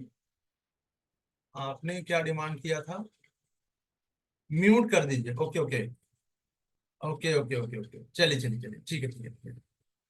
मुझे आइडिया नहीं था, मुझे लगा आपको कुछ कहना है, इसलिए अनम्यूट की जगह मैंने म्यूट कर दिया। ओके, पहले ही आप अनम्यूट थे। ओके ठीक है। तो राज्य कितने हो गए? 6 राज्यों, पांच नहीं बल्कि 6 राज्यों में फैला है, ठीक है। अब देखिए, पश्चिमी घाट है ये, पश्चिमी घाट अलग है और 5 राज्यों में फैला है। और पुलिकट झील केवल 2 राज्यों में फैला हुआ है। तो ये भी याद रख लीजिए कौन कौन से। पश्चिमी घाट ये वाला, ये रेंज जो जा रहा है, गुजरात, महाराष्ट्र, गोवा, कर्नाटका, केरल और तमिलनाडु। पश्चिमी घाट, ये पूरा पश्चिमी घाट में ही आएगा ये पूरा, ठीक है। चलिए, इसको थोड़ा सा मुझे डाउट है, 10 राज्य मैंने पढ़े थे, अब ये 12 क्यों दे रहा है, ये थोड़ा सा मुझे डाउट हो रहा है। त्रिपुरा में, ठीक है, और पश्चिम बंगाल में। हालांकि अब उसका रेंज देखना पड़ेगा, मुझे थोड़ा सा डाउट आ रहा है इसमें, एक बार मैं इसको रीचेक करूंगा, ठीक है। पुलिका झील की बात करें, आंध्र प्रदेश और तमिलनाडु का बॉर्डर एरिया है। जहां ध्यान रखिएगा, painted stock, stock and grey pelican, grey panicle, pelican, ये दुर्लभ पक्षी है। गौर से ध्यान से सुनिएगा, आईयूसीएन में ये रेड लिस्ट में आता है। और इसी की डेथ हो गई थी यहाँ पे। एक क्वेश्चन आया था अभी ऊपर में कि वो मीठा पानी का है, जिसको फिर मैंने बाद में ठीक किया था, खारे पानी का, आंध्र प्रदेश का दलदल वाला इलाका। क्या नाम था उसका? जल्दी से बताओ, जल्दी से देख लो। यही आप लोगों की सारी वो निकल गई। इतना टाइम क्यों लग गया? मतलब ठीक से याद नहीं हुआ है। आंध्र प्रदेश का वो नमक वाला जो इलाका, सॉल्ट उसको कहा गया है, ये ठीक करके दिया है मैंने। ये ग्रे पैनिकल, उसकी मृत्यु हुई थी, पूछा जाएगा, इसीलिए करवाया था। लोग, यार पूरा, आप लोग क्या कर रहे हो भाई? जल्दी से ऊपर जाके देखो।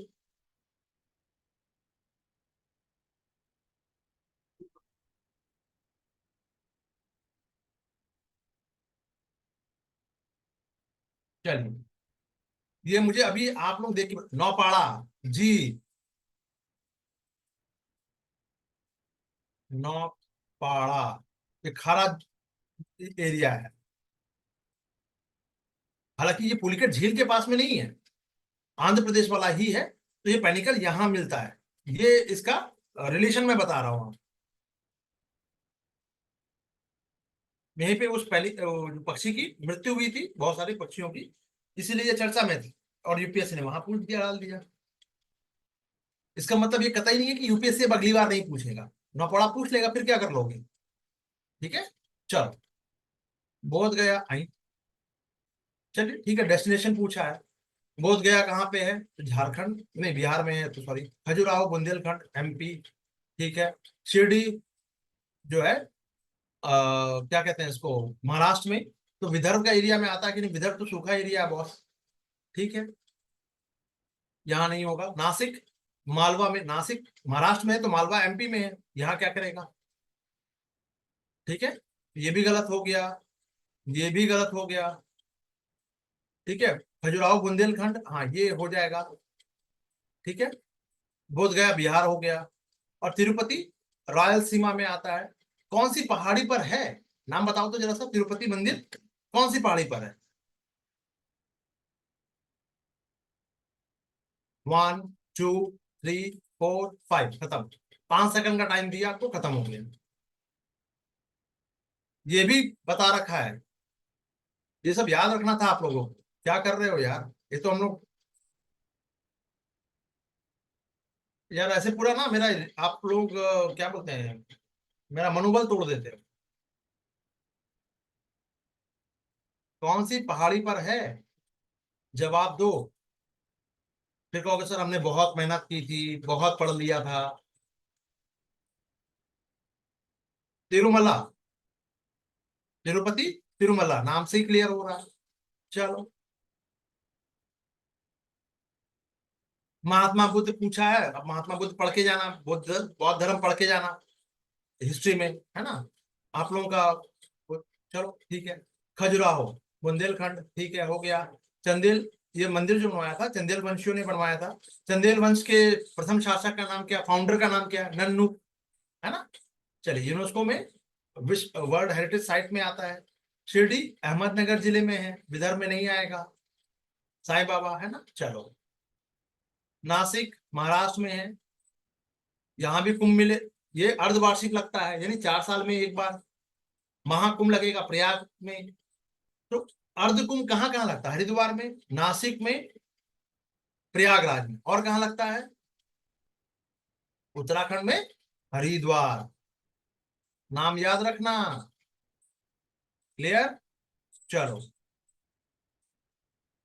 चित्तूर डिस्ट्रिक्ट रायलसीमा में आएगा। वेंकटेश्वर मंदिर के लिए प्रसिद्ध है वही, ठीक है। तिरुपति, तिरुपति वेंकटेश्वर मंदिर, भगवान वेंकट, वेंकट स्वामी। चलो, कौन सी ब्रह्मपुत्रा की सहायक नदी, लो अभी बताया था ब्रह्मपुत्रा। सहायक नदी मतलब ये नदी फ्लो हो रही है और कहीं कहीं से आके और छोटी छोटी नदियां मिलती, तो इसी को ट्रिब्यूटरीज कहते हैं। कौन कौन सी है भैया, दिबांग, कॉमिंग और लोहित, तीनों नदियां, ठीक है। तो ये लेफ्ट, अब ये कोई नदी का लेफ्ट कैसे पकड़ोगे, जिस दिशा में बह रही है उस दिशा में अपना मुंह करो ये, तो आपको ऑटोमेटिक मालूम चल जाएगा कि राइट से कौन है, लेफ्ट से कौन है। हाँ, अब नदी ऐसे बह रही है, आप उसको ऐसे मत कर देना, चेंज हो जाएगा, पूरा सिनेरियो चेंज हो जाएगा, ठीक है। चलिए, तो मोटे तौर पर दिबांग नदी अरुणाचल प्रदेश से निकलेगी, ब्रह्मपुत्र में मिलेगी, अरुणाचल प्रदेश से निकलेगी और कामेंग जिले में मिल जाएगी। लोहित नदी की बात करें तो ब्रह्मपुत्रा की सहायक नदी है, बांध तट पर ये सहायक नदी है, लोहित भी ब्रह्मपुत्रा की सहायक नदी है, तीनों है। तो भारत चीन सीमा के पास अरुणाचल प्रदेश से होकर ब्रह्मपुत्र में मिलेगी, ठीक है। क्रम देख सकते हैं, क्रम इंपॉर्टेंट है, ठीक है। चलिए, नेक्स्ट क्वेश्चन, किस क्षेत्र में शैल गैस संसाधन पाया जाए। शैल गैस का मतलब चट्टानों के बीच में जो गैस है, क्यूबिक में मापी जाती है ना। तो ये बेसिन में ही पाई जाएगी यार हर जगह, लेकिन सबसे ज्यादा जो बेसिन में पाई जा रही है, मतलब हेवी मात्रा में, वो कृष्णा गोदावरी है, ठीक है। चलिए, शैल गैस की खोज ठीक है, तो ये हो गया। कैम्बे की खाड़ी में, ये गुजरात हो गया, ठीक है। कावेरी बेसिन ये पुडुचेरी तमिलनाडु वाला हो गया, और कृष्णा गोदावरी आंध्र प्रदेश वाला तटीय इलाका, ठीक है। और संभावित पोटेंशियल क्या है, Assam, Assam Arakan, Arakan basin जो है म्यांमार वाला, Gondwana basin, Indo Gangetic basin, यहां भी संभावित क्षेत्र है ये। क्लियर। अब देखो क्वेश्चन की संख्या कितनी कम होती चली गई। ये 15 क्यों आ रहा है, एक मिनट, हमने क्या कर लिया, अभी तो 18, अच्छा 16 भी हो गया है, वेरी गुड। 17 भी हो गया होगा,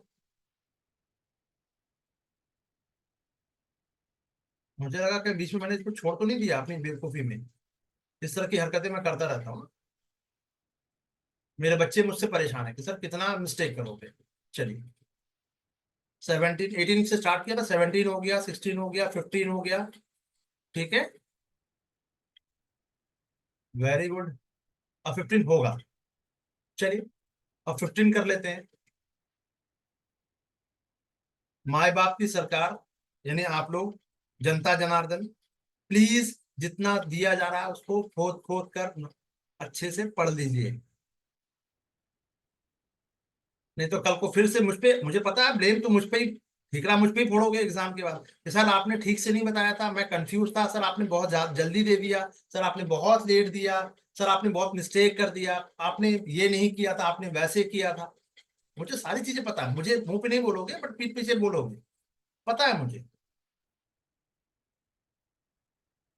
मुझे अच्छे से पता है। चलो 15 पे आते हैं, फिर से देखो वही उष्ण कटिबंधीय अक्षांश, उष्ण कटिबंधीय, शीतोष्ण कटिबंधीय, शीत कटिबंधीय, दक्षिणी अटलांटिक, पूर्वी अटलांटिक, पूर्वी प्रशांत महासागर, पश्चिमी प्रशांत महासागर, यही सब तो है। भारत की बात करें, ये देखो यार एरिया, ये क्वेश्चन ऐसे भी बन सकता है कि यहाँ पे बहुत ज्यादा चक्रवात आएगा, यहाँ पे नहीं आता। रीजन, अब ये पूछा है क्वेश्चन उष्ण कटिबंधीय अक्षांश से में दक्षिणी अटलांटिक और दक्षिण पूर्वी प्रशांत क्षेत्र में चक्रवात नहीं आता, क्यों नहीं आता? रीजन, क्योंकि अभिसरण क्षेत्र ही कभी होता है, मतलब की कमी होती, कभी नहीं होता, कभी कभी होता है। बेसिकली क्या है, चक्रवात कैसे बनता है, मैंने आपको पहले ही बताया कि लैंड एरिया में या समुद्र एरिया में जो भी चक्रवात कहीं भी बनेगा, गर्म होकर हवाएं ऊपर की ओर उठेगी, हल्की होंगी, ऊपर उठेंगी, और ठंडी उसका इस ये जो वैक्यूम हुआ, खालिस्तान हुआ, इस स्थान को भरने के लिए ठंडी हवा जो है तेजी से नीचे आएगी, और जितनी जल्दी जल्दी ये हवा गर्म होकर ऊपर जाएगी, हल्की होकर, ठंडी हवा भारी होती है, ये नीचे आएगी, और ये चक्र चलने चलेगा और बहुत जल्दी जल्दी होगा, तो चक्रवात बनेगा। ठीक है, तो उष्ण कटिबंधीय चक्रवात बनेगा कब? जब गर्म हवा में नम नम हवा बढ़ती है, उसमें मॉइस्चर बढ़ेगा, ठंडी होकर संघनित होगी, एकत्रित होगी।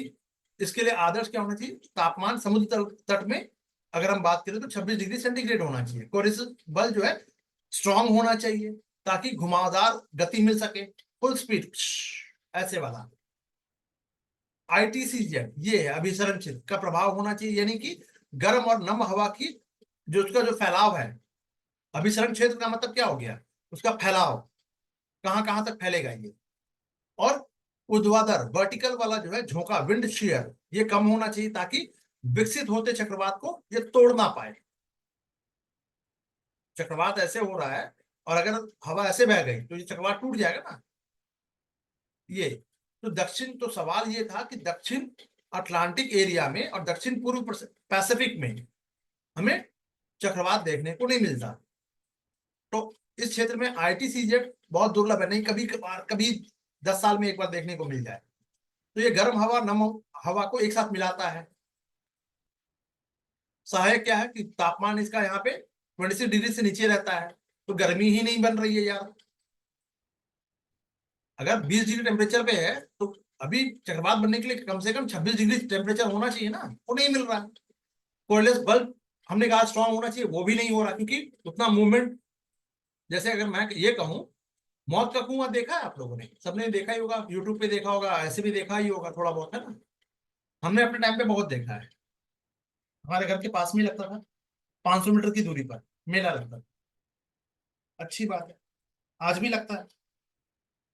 उस शहर का सबसे बड़ा मेला, गणेश पूजा मेला।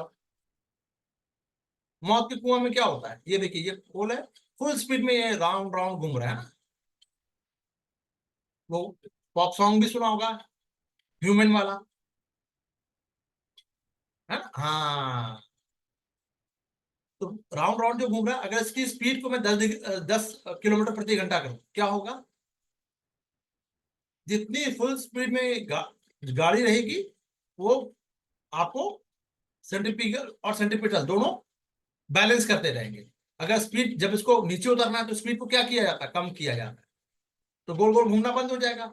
दिमाग लगाओ, तो कॉर्डलेस फोर्स क्या कर रहा है, अगर ये स्ट्रांग नहीं है, यानी आपकी गाड़ी में पेट्रोल या स्पीड नहीं है, तो 10 डिग्री से आप कैसे बना पाओगे ये राउंड राउंड? बात समझ में आ रही है? सिर्फ दिमाग ये लगाओ, यही चीज एग्जामिनेशन हॉल में जाएगा। ठीक है, अब देखो, फिर से कोरिलेस फोर्स आ गया, यूपीएससी ने पूछा तो कितनी बार हो गया।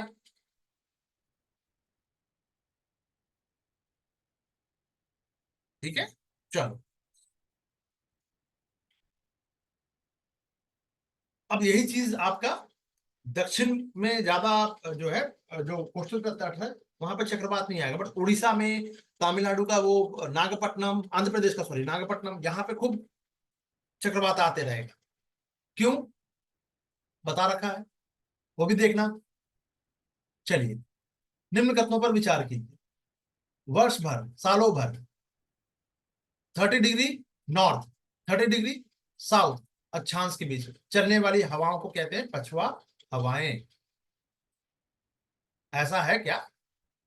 ये देखो, ये 30 डिग्री हो गया, ये 30 डिग्री हो गया, और दक्षिण का 60 डिग्री। ये इतना बड़ा एरिया, क्या बकवास है। ये हवाएं पश्चिमी हवाएं, ना कि पछुआ हवाएं। 30 से 60 डिग्री उत्तर और 30 से 60 डिग्री दक्षिण,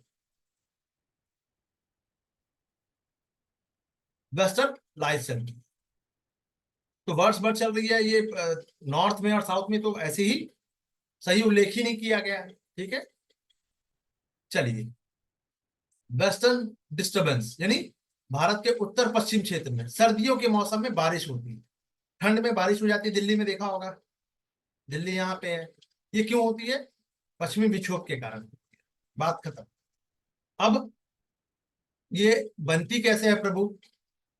तो पश्चिमी विक्षोभ जो है भूमध्य सागर और कैस्पियन सागर से उठने वाली नमी युक्त हवाएं, यानी अपने साथ नमी लेके चलती है, मॉइस्चर लेके चलती है, तभी तो बारिश करवाएगी।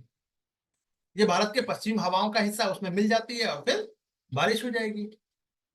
तो जब ये हिमालय से टकराएगी, हिमालय का रेंज क्या है, यहां से उठाइए और ये पूरा अराकान योमा यहां तक चले जाएंगे। ठीक है, तो जम्मू कश्मीर, हिमाचल, पंजाब, हरियाणा, राजस्थान, उत्तर प्रदेश के कुछ क्षेत्रों में सर्दियों में भी बारिश हो जाती है। नहीं, हिमालय नहीं है यहाँ पे, राजस्थान में हिमालय नहीं है, अरावली है, ध्यान रखिएगा। लेकिन इस क्षेत्र में बारिश होती है, ये है। तो वेस्टर्न हवाएं जो है ये उच्च दाब वाले क्षेत्रों से, यानी नमी लेके चल रही है तो उच्च दाब हो गया। ठीक है, निम्न दाब की ओर चलेगी। बारिश भी कैसे होगी? आप ये देखिए, गर्म हवा ऊपर हल्की होकर ऊपर उठ रही है, यानी कम दबाव का क्षेत्र। और जब चक्रवात जब भी बनेगा वो कम दबाव का क्षेत्र होगा, डिम्पल जी। अब इसका स्थान लेने के लिए प्रेशर बनेगा, हाई प्रेशर आएगा ऊपर से, यही होता है ना। तो उच्च दबाव वाले से लो प्रेशर की तरफ चलेगी पश्चिमी हवाएं। तो ये हवाएं उत्तर में दक्षिण पूर्व से उत्तर पूर्व की ओर चलेगी, इसका डायरेक्शन बताया जा रहा है। और उत्तर पश्चिम से दक्षिण पूर्व की ओर बहेगी। यानी नॉर्थ में अगर हम बात करें, ये देखो, यहाँ पे ये नॉर्थ हो गया और ये साउथ हो गया, हेमिस्फीयर है ना। तो उत्तर पूर्व में, यानी ये नॉर्थ की बात करें, दक्षिण पूर्व, दक्षिण पश्चिम से ये दक्षिण हो गया और पश्चिम हो गया, यानी यहां से ये हवा चलेगी दक्षिण पश्चिम से उत्तर पूर्व की ओर, इस दिशा में चलेगी ऐसे। ठीक है, और दक्षिण, उत्तर पश्चिम में, दक्षिण में देखिए ये दक्षिण है, दक्षिण में उत्तर पश्चिम, उत्तर पश्चिम क्या हो, उत्तर और पश्चिम ये हो गया, यहाँ पे दक्षिण पूर्व की ओर चलेगी, इस तरह से चलेगी हवा। यानी ऊपर में इस तरह से आप ऐसे समझ लीजिए, हवाएं इस रूप, इस तरह से चल रही है। ये भी पिक्चर फॉर्म में दे रखा है, आप लोगों को उठा के देखिएगा। ये देखिए ऐसे, क्लियर। कौन सी हवाएं? पश्चिमी हवाएं। सारी हवाएं नहीं चलती है ना। तो ये हवाएं समशीतोष्ण क्षेत्र के मौसम को नियंत्रित करती है और मानसून पर प्रभाव भी डालेगी, ऑब्वियस सी बात है। क्लियर है मोहित अग्रवाल? जल्दी से, हाउ द जोश, लो सर, ऐसा कुछ।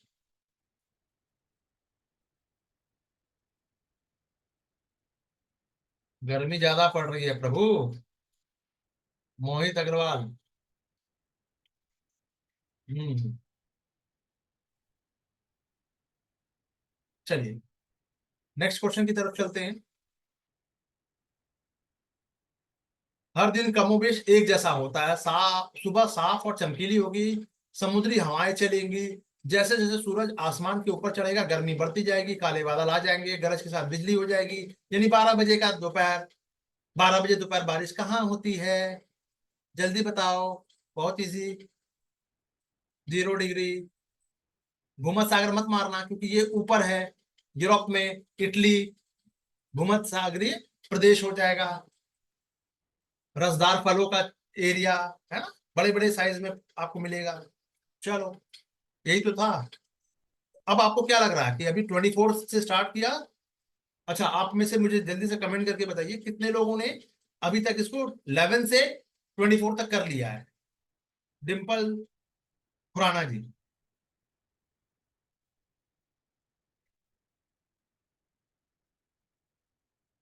अभी नहीं हुआ है?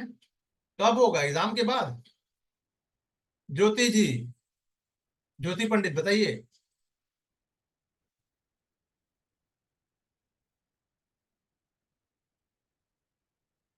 जल्दी बताओ। ज्योति जी नहीं है? अच्छा।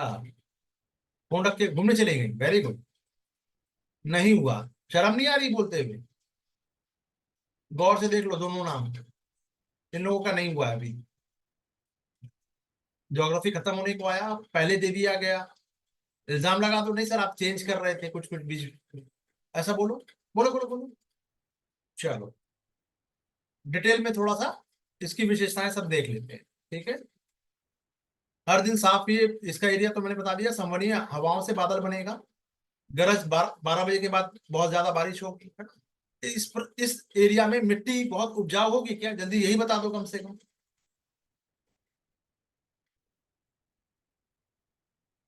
नहीं होगी, वेरी गुड। चलो, भूमध्य देखिए, अब देखो। ट्रॉपिकल इक्वेटोरियल क्लाइमेट कौन कौन सा आएगा? Amazon basin, Congo basin, Indonesia. Repeat हुआ? पिछले क्लास से ये रिपीट हो रहा है, देख लो। मैं कुछ नहीं कर रहा हूं। मुख्य विशेषता क्या है? वर्ष भर ये वेट रहने वाला है और गर्म रहने वाला है। न्यूनतम तापमान में भिन्नता भी मिलेगी, 25 से 30 डिग्री के बीच में। दिन का मौसम ठंडा रहेगा और दोपहर तक ये गर्म हो जाएगा। हर दिन लगभग मौसम चक्र जो है समान रहने वाला है। डेली वही होने वाला है, इसलिए मौसमी जो कमर्शियल जो प्रैक्टिसेस है इस एरिया में बहुत नहीं के बराबर होती है। औसतन बारिश जो होगी 200 सेंटीमीटर से अधिक हो जाएगी। संवहन वर्षा होगी। संवहन वर्षा का मतलब सूर्य के कारण सतह गर्म हो जाएगी और गर्म होने के बाद हवाएं ऊपर हल्की होकर ऊपर बढ़ेगी। बिजली भी कड़केगी और वर्षा भी होगी। ठीक है। चलिए, मॉनसून की बात करें तो मानसून तो भारत की बात करें अगर, इन टर्म्स ऑफ इंडिया, तो जून से लेकर अगस्त, सितंबर मान लो, या 4 महीना बारिश हो जाती है। सवाना की बात करें तो ये बारिश तो नहीं होगी और वर्षा का पैटर्न भी बहुत ठीक है। इसको छोड़ दीजिए, बस ये देख लीजिए, शुष्क और गीले मौसम का स्पष्ट विभाजन होता है। सवाना में जो घास पाई जाएगी, ग्रास ग्रासलैंड, कहाँ पे है? कोई बता सकता है? अरे शबाना कहाँ रहती है भाई? अफ्रीका में। तो शुष्क होगा ना। हाँ। भूमध्य सागर शीतोष्ण, यानी बहुत ज्यादा गर्मी नहीं, बहुत ज्यादा ठंडा नहीं। तो गर्म शुष्क ग्रीष्म ठंडी बरसाती सर्दियां सब होगी यहाँ पे। ठीक है। तो आपको यहाँ क्या मिलेगा? रसदार फल मिलेगा, शीतोष्ण वाला। इटली बता दिया मैंने। सिराको आपका बारिश भी करवा देगा। अब आइए, भूमध्य रेखीय प्रतिधारा के पूर्व की ओर प्रवाह होने का कारण क्या है? भूमध्य रेखीय धारा, धारा मतलब करंट की बात हो रही है। फिर से आइए, इस यहाँ पे जो समुद्र होगा इस एरिया में, ठीक है, वो पूर्व की ओर बह रहा है इस तरफ। ऐसा क्यों है? कारण क्या है? तो दो भूमध्य धाराओं का अभिसरण फैलाव हो रहा है। अभिसरण देख लेते हैं। उत्तरी और दक्षिणी भूमध्य रेखा, यानी इक्वेटोरियल करंट, पूर्व से पश्चिम की ओर प्रवाहित हो रही है। पृथ्वी जो है, अर्थ जो है, रोटेट कर रहा है अपने एक्सिस पे पश्चिम से पूर्व की दिशा में, और ऐसे। और जलधारा ऐसे बह रही है। तो ये जलधारा प्रशांत महासागर, हिंद महासागर, अटलांटिक महासागर के पश्चिमी हिस्से को क्या करती है, एक हिस्से में एकत्रित करती है। अभिसरण का प्रभाव क्या होता है, उत्तर और दक्षिण में भूमध्य रेखीय धाराओं का अभिसरण के कारण यानी फैलाव के कारण पश्चिम का जो जल का उच्च दबाव वाला क्षेत्र बनता है, और फिर गुरुत्वाकर्षण के कारण यानी कि ये पानी यहाँ पे ज्यादा स्टोर हो गया, और फिर यहां से चूंकि पृथ्वी अपने एक्सिस पे 23.5 डिग्री झुकी हुई है, टिल्ट है, तो ये पूर्व की ओर ले जाएगा, पूर्व की ओर बहने लगती है। तो ट्यूटोरियल काउंटर करंट का निर्माण होता है, ये समझ में आया। चलो, तो पृथ्वी का घूर्णन धाराओं की दिशाओं को प्रभावित करता है, लेकिन भूमध्य रेखीय प्रतिधाराओं का निर्माण का प्राथमिक कारण नहीं है। ये यहां तक तो सही है, इसको पढ़ लीजिए। लवणता की बात करें तो लवणता यानी सैलिनिटी की बात हो रही है, तो ऊर्ध्वाधर धाराओं का निर्माण होगा लवणता के अंतर के कारण, यानी अलग अलग धाराओं का ऐसे से वर्टिकल अगर धाराएं बन रही हैं तो ये धाराओं का निर्माण क्यों हो रहा है, तो उसकी वजह है सैलिनिटी। जैसे थर्मो हेलाइन सर्कुलेशन, क्षैतिज प्रवाह भी होगा, ऊर्ध्वाधर हो रहा है तो क्षैतिज भी होगा। तो ये कहाँ पे, तो क्षैतिज प्रवाह जैसे कि भूमध्य प्रतिधारा जो है इस पर निर्भर नहीं करता, ठीक है, लवणता पर निर्भर नहीं करता है, लेकिन क्षैतिज प्रभाव भी होगा। इतना सही है, डिपेंड नहीं करता, ठीक है। डोलड्रम, ये कौन सा एरिया है, भूमध्य रेखा के आसपास का क्षेत्र जहां पे हवाएं शांत रहती है। बस इतना ही तो करना था, ठीक है।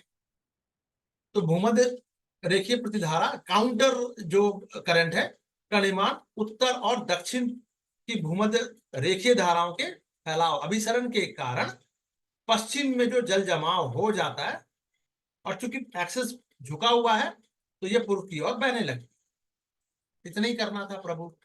और गुरुत्वाकर्षण के प्रभाव के कारण कि भैया अगर आपने स्लोप इंक्लाइन बना दिया, बचपन में वो यहां से सीढ़ी से चढ़ा होगा और स्लाइड करने के लिए गए होंगे, गर्मी आ गया तो अब कुछ लोग एग्जाम छोड़ के जाएंगे यहाँ पे वाटरफॉल, वाटर वाला क्या बोलते हैं, वाटरफॉल ना, नहीं नहीं, वाटर क्लब क्या बोलते हैं, अरे क्या है भाई दिल्ली में, ऐसे करके उछलते हैं पानी वाला है।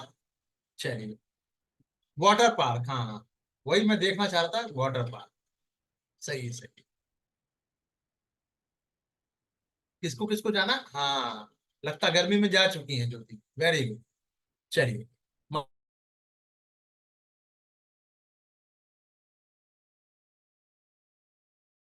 और समुद्रों में ज्वार भाटा निम्नलिखित में से किसके कारण होता है, गुलाब शाह अलवी जी। ठीक है मैडम जी,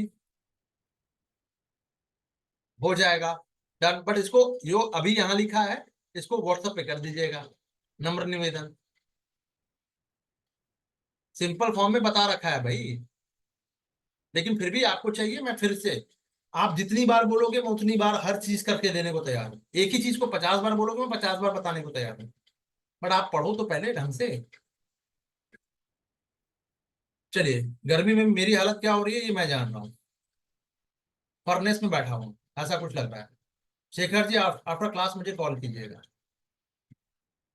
महासागर और समुद्र में ज्वार भाटा, रीजन क्या है, सूर्य का गुरुत्वाकर्षण बल बिल्कुल, चंद्रमा का बिल्कुल गुरुत्वाकर्षण, सूर्य का बहुत कम लगेगा, फिर चंद्रमा का सबसे ज्यादा लगेगा क्योंकि पास में है, और पृथ्वी का केंद्रापसारी बल, ये तीन फोर्सेस काम करेंगे। चलिए आइए टाइडल फिनोमिनन को जान लेते हैं, आज का अंतिम क्वेश्चन। तो ये नियमित वृद्धि होती है जब समुद्र जल में, तो ये कभी ये ऐसे उठेगा और फिर ये नीचे गिर जाएगा, फिर ये उठेगा फिर ये नीचे गिर जाएगा। अभी हमने उड़ीसा वाला तट की बात की, चांदीपुर की बात की थी कि भैया पानी आया फिर वापस लेके गया, है ना। तो चंद्रमा का निकटतम खगोलीय पिंड है पृथ्वी ही है, तो आकर्षण बल भी सबसे ज्यादा इसी का होने वाला है। नियर साइड चंद्रमा के खिंचाव के कारण हाई टाइड बनता है, ध्यान दीजिएगा, हाई टाइड बनेगा। दूसरी ओर पृथ्वी का जो विपरीत पक्ष जो है, टार साइड, ये केंद्र प्रसारक बल के प्रभाव में भी उच्च ज्वार बनता है, दोनों के कारण बनता है, ठीक है। सन की बात करें तो इनका गुरुत्वाकर्षण चंद्रमा के लगभग आधा प्रभाव डालता है, यानी दूर है ना भाई हमसे, लेकिन वो एक, जब ये कब बनेगा, जब सूर्य पृथ्वी और चंद्रमा, ये यहां से खींच रहा है, ये यहां से खींच रहा है। लो, तो समकोण, अब ये एक सीधे पड़े तो सर्वाधिक बनेगा, स्प्रिंग टाइड बनेगा, सर्वाधिक ज्वार, लंबे लंबे वाला। और जब ये समकोण पे होगा, यानी यहाँ पे चंद्रमा यहां हो गया, पृथ्वी ये, देखो 90 डिग्री एंगल बन गया, ठीक है। या फिर यहां हो जाए, ऐसे भी बन जाए, क्योंकि पृथ्वी कभी यहां रहेगी, कभी यहां भी तो होगी, सूर्य तो यहीं रहने वाला है। तो कभी चंद्रमा बीच में आ जाएगा, कभी पृथ्वी, ये चंद्रमा है, ठीक है, मून, तो मून कभी यहां रहेगा, कभी इस तरफ रहेगा, कभी यहां, चार है ना भाई, देखो ये अर्थ है, मून चक्कर काट रहा है पृथ्वी के, ठीक है। चलिए, तो समकोण पर बनेगा तो अर्धजन के कारण नीप टाइड, यानी सबसे कम ज्वार बनेगा, यानी एक सीधे सीधी रेखा में हो तो लंबा बनेगा, बड़ा बनेगा, पूर्णिमा और अमावस्या, फुल मून, हाई मून, ठीक है। चलिए, पृथ्वी का जो केंद्रा प्रसारी बल है, चंद्रमा और पृथ्वी का संयुक्त प्रणाली जो है, एक दूसरे की ओर चारों ओर घूमेगी, ऑब्वियस सी बात है, सिस्टम ही ऐसा बना हुआ है। तो विशेष रूप से ये पृथ्वी के विपरीत दिशा में उच्च ज्वार के निर्माण में सहायक होता है। ये जो केंद्रा पसारी, मतलब उसका जो एरिया जो है घूर्णन करने के कारण, देखो पृथ्वी भी अपने एक्सिस पे घूम रही है और चंद्रमा इसके चक्कर काट रहा है, और चंद्रमा भी अपने एक्सिस पे घूम रहा है, ये भी ध्यान रखना।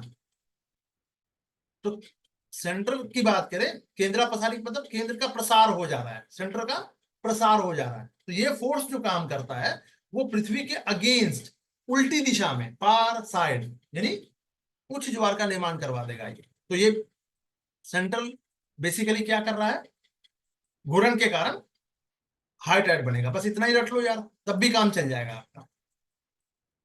क्लियर है? चलो, अब यहां से हम कल कर लेंगे। क्लियर है? चलिए, okay guys, bye for now, ढंग से पढ़िए, दबा के पढ़िए।